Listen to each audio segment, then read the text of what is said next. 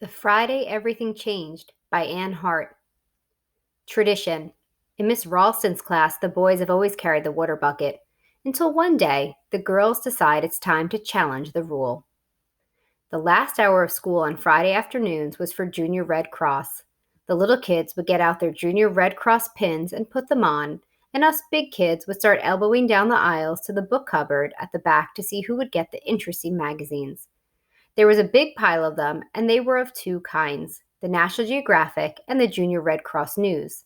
Because the boys were stronger and sat near the back, they usually got the National Geographics first, which meant they could spend the rest of Red Cross looking at African ladies wearing nothing on top, while us girls had to be satisfied with the Junior Red Cross News, which showed little African kids wearing lots of clothes and learning how to read. Apart from the magazines for the big kids, and maybe the teacher reading a story to the little kids, about the only other thing that happened regularly during Red Cross was picking the two boys who would carry the water the next week. In our school, the water bucket always stood on a shelf at the front of the room just behind the teacher's desk. First, you'd make a paper cup out of a piece of scribbler paper. Then you'd grab the teacher's attention from wherever it happened to be, and then up you'd go to the front of the room for a drink from the water bucket. It was kind of interesting to stand at the front of the room behind the teacher's desk and drink water.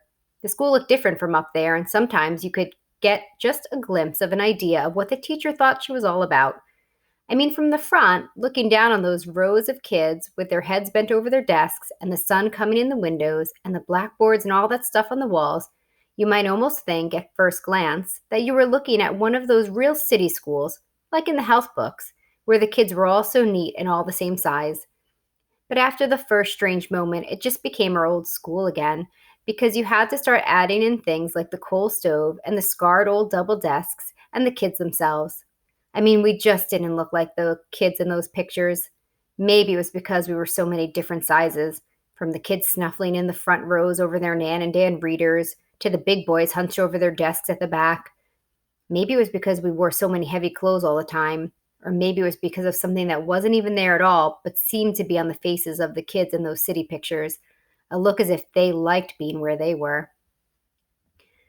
But all that's a long way from Junior Red Cross and who would carry the water. The water for our school came from a pump at the railway station, which was about a quarter of a mile away. One day long ago, a health inspector had come around and announced that water must be made available to the school. For a while, there had been some talk of digging a well, but in the end, we got a big, shiny, galvanized water bucket and permission to use the railway station pump.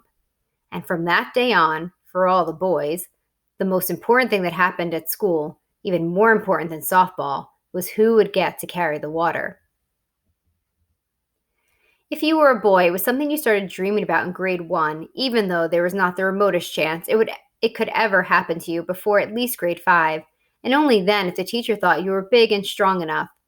You dreamed about it partly because carrying the water meant you were one of the big guys, and carrying the water meant you could get away from school for maybe half an hour at a time. But mostly you dreamed about it because carrying the water was something real. It had absolutely nothing whatever to do with Nan and Dan and all that stuff. So every Friday afternoon toward the end of Red Cross, when it got to be time for the teacher to pick the two boys who would go for water the next week, all the National Geographics came to rest like huge butterflies folding up their yellow wings, and a big hush fell over the back rows. And that's the way it had always been until one extraordinary afternoon, when right out of the blue, just after the teacher had picked Ernie Chapman and Garnet Dixon to carry the water, my seatmate Alma Niles put up her hand and said, "Why can't girls go for the water too?"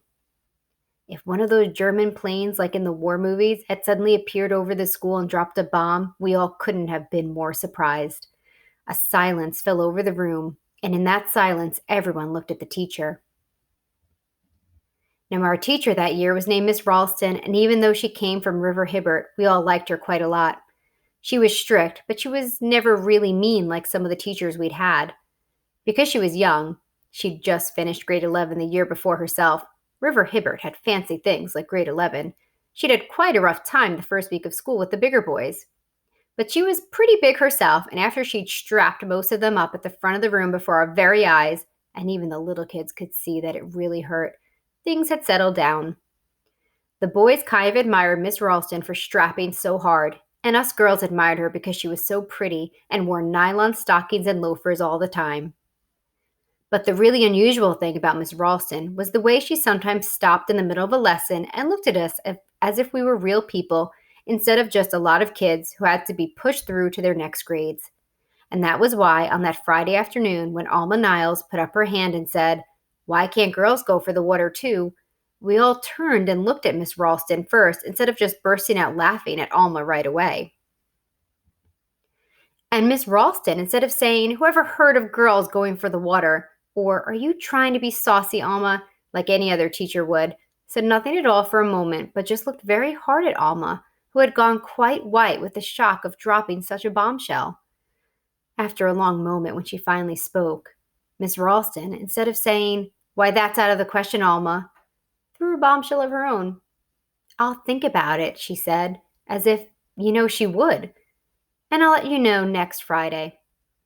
The trouble started right away as soon as we got into the schoolyard because all the boys knew from the moment Miss Ralston had spoken that something of theirs was being threatened, and that as long as there was the remotest chance that any girl might get to carry the water, they had to do everything in their power to stop it. Like driving a tractor or playing hockey for the Toronto Maple Leafs, carrying water was real, and because it was real, it belonged to them. So they went right for Alma as soon as she came out of school, and that was when another funny thing happened. Instead of just standing back and watching Alma get beaten up, as we usually did when the boys were after someone, the girls rushed right in to try and help her.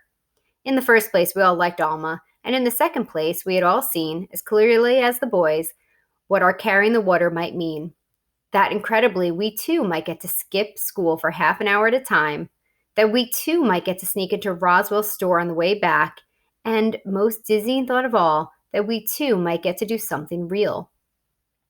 And because we were so intoxicated by the whole idea and took the boys so much by surprise by standing up to them, we somehow managed to get Alma and ourselves out of the schoolyard with only a few bruises and torn stockings, leaving the boys in possession of the schoolyard where, as we could glimpse over our shoulders as we ran down the hill, they had begun to gather together in a single ominous knot. And for the rest of that weekend, though of course we never talked about it in front of our parents, all we could think of, both boys and girls, was what was going to happen at school the coming week. The first thing, clearly evident by recess on Monday morning, was that the boys had decided not to let us girls field at softball anymore. Softball at our school used to go like this. Every Monday morning at recess, two of the bigger boys, that year was usually Ernie Chapman and Junior LeBlanc, used to pick their teams for the week. Whoever came out on top and laddering hands up the softball bat got to pick first and the loser second, and so it went back and forth until all the boys who were considered good enough to be on a team had been picked. Then Ernie and Junior had laddered the bat again to see which side would get up first, and the losing side took to the field to be joined by the little boys who hadn't been picked, and us older girls who were allowed to act as sort of a permanent supplementary fielders. And for the rest of the week, the teams remained locked at every recess and lunchtime in one long football game, which had, as we discovered to our surprise several years later when television came through, some strange rules. The way we played, for example, every single boy had to get out before the other team could come in.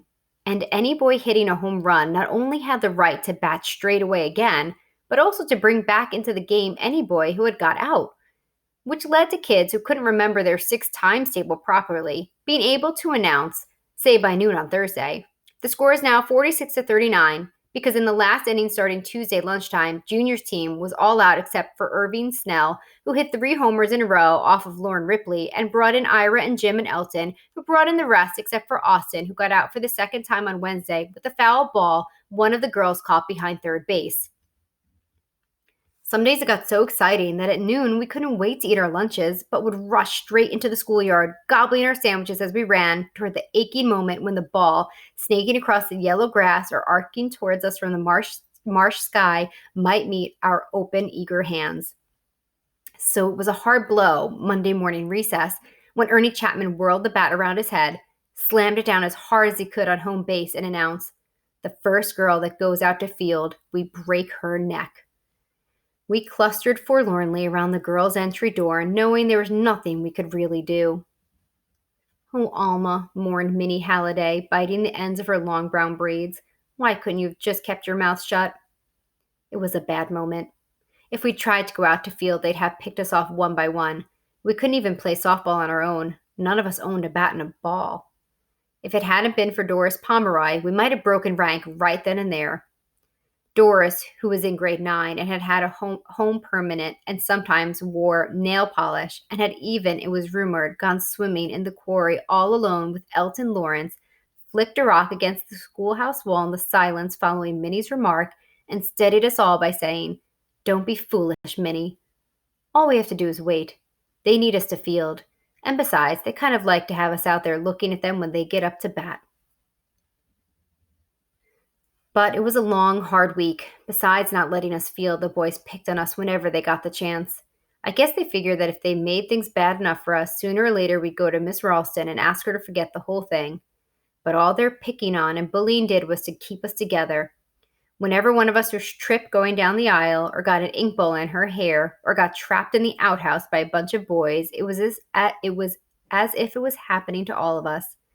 And looking back on that week, when there were so many bad feelings and so many new feelings in the air, it was kind of nice too. Because for the first time, us girls found ourselves telling each other our troubles and even our thoughts without worrying about being laughed at. And that was something new at our school. As for Alma, who kept getting notes thrown on her desk, promising her everything from a bloody nose to having her pants pulled down, we stuck to her like burrs. But maybe Alma's hardest moment had nothing to do with bullying at all. It was when her cousin Arnold came over to see her Wednesday after school and asked her to drop the whole idea of girls going for the water. "If they find out about it, Alma," said Arnold, "they'll probably take away the water bucket." "Who's they?" asked Alma. She and Arnold had played a lot together when they were little kids, and she was used to listening to his opinions on most things. "Well, the health inspector," said Arnold, "and guys like that." "They'll never take away that water bucket," said Alma, though she wasn't all that sure. "They don't care who carries the water as long as it gets carried." "Alma," said Arnold earnestly, "the other guys would kill me if they ever found out I told you this, but sometimes carrying the water isn't that much fun. On cold days, it's real hard work. You're better off in the warm school." Alma knew what it cost Arnold to tell her this, but she stood firm. "I'm sorry, Arnold," she said, "but I'm used to cold weather. In winter, I walk to school the same as you." So Arnold went away. If Miss Ralston, as the week wore on, noticed anything unusual going on in her school, she gave little sign of it. She passed out the usual punishments for ink balls. She intercepted threatening notes and tore them up unread. She looked at Alma's white face, and all she asked about were the principal rivers of Europe. Nor were we surprised. Nothing in our experience had led us to believe that grown-ups had the slightest inkling or interest in what really went on with kids. Only Doris Pomeroy thought differently. "Miss Ralston looks real mad," said Doris as we trailed in thankfully from Friday morning recess. "Mad?" a couple of us asked. "Yeah, like when she comes out to ring the bell and we're all hanging around the entry door like a lot of scared chickens. She rings that old handbell as if she wished all those yelling boys' heads were under it. Of course they do things differently in River Hibbert. I know for a fact that girls there get to play on softball teams just like the boys." "On teams, just like the boys?" But it was all too much for us to take in at that moment, so preoccupied were we with that afternoon's decision on the water. All that long, hard week, it was as if Friday afternoon and Junior Red Cross would never come again. Now that it was almost upon us, most of us forgot in our excitement, at least for the time being, Doris's heady remark about softball. So at lunchtime, just as the boys were winding up their week's game, "And real great, without the girls," Ernie Chapman was gloating loudly from the pitcher's mound, when Miss Ralston, without her bell, leaped through our clustered huddles at the entry door and headed straight toward the softball field. She took us all completely by surprise. Crunch, crunch, crunch went Miss Ralston's bright red loafers against the cinders, and the next thing we knew, she'd grabbed the bat from Irving Snell, and squinting against the sun was twirling and lining it before our astonished eyes. Come on," cried Miss Ralston impatiently to Ernie, who stood transfixed before her on the pitcher's mound. Come on," she cried again, and she banged the bat against the ground. Come on," cried Doris Pomeroy, and we rushed after her across the cinders. The first ball Ernie threw was pretty wobbly, and Miss Ralston hit it at an angle so that it fell sideways, a foul ball toward George Fowler's outstretched hands. "Ah," we moaned from the sidelines, and some of us closed our eyes so we wouldn't have to look. But George jumped too eagerly for such an easy ball, and it fell right through his fingers and rolled harmlessly along the ground. Ernie took a lot more time over his second pitch. He was getting over the first shock of finding Miss Ralston opposite him at bat, and by this time he was receiving shouts of encouragement from all over the field. Get her! Get her! The boys yelled recklessly at Ernie, and they all fanned out behind the bases. Ernie took aim slowly. None of us had ever seen the pirouettings of professional pitchers, but there was a certain awesome ceremony, nevertheless, as Ernie spat savagely on the ball, glared hard at Miss Ralston, slowly swung back his big right arm, and poised for one long moment, his whole body outstretched, threw the ball as hard as he could toward home base, where Miss Ralston waited, her body rocking with the bat. For a fleeting moment, we had a glimpse of what life might be like in River Hibbert, and then Miss Ralston hit the ball. Ah! We cried as it rose high in the air, borne by the marsh wind, and flew like a bird against the sun across the road and out of sight into the ox pasture on the other side. Ah! We all stared at Miss Ralston. School's in, she announced over her shoulder, walking away. Hitting the ball into the ox pasture happened maybe once a year. That afternoon, toward the end of Red Cross, there was a big hush all over the room. Next week, said Miss Ralston, closing the school register, tidying her books. Next week, Alma Niles and Joyce Shipley will go for the water. She swept her hand over the top of her desk, and tiny dust motes danced in the slanting sun.